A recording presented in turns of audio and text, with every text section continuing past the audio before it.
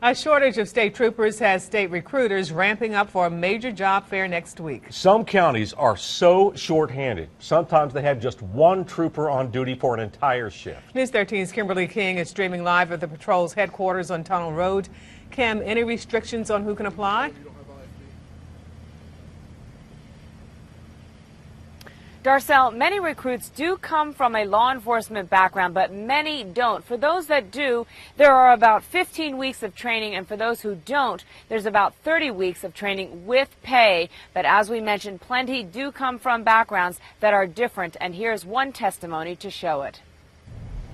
Being a trooper is something I wanted to do ever since I was a kid. Being a state trooper can be an adrenaline rush, but it's also a serious job that requires months of training. 10-4, sir. I'll be 10-7. At 27, Trooper Jason Metcalf made the decision to change his life, having worked a gamut of jobs before this. I have been a diesel mechanic.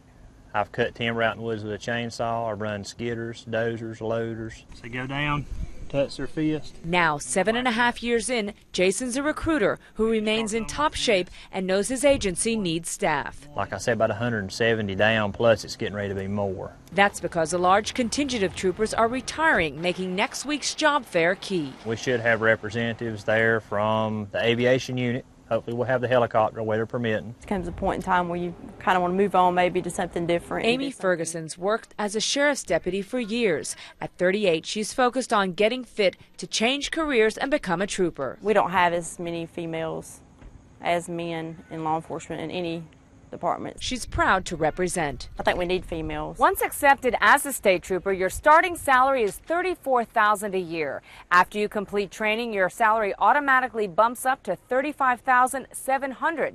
And then if you stay with Highway Patrol for 8 years, you have the potential to make sergeant, earning upwards of $60,000 a year. Jason is quick to point out the job isn't about the money, but being an integral part of law enforcement. And while none of us like to see those flashing lights, there is just one goal in mind. Now, we're not out there just to be mean and write tickets. We're out there trying to keep everybody safe.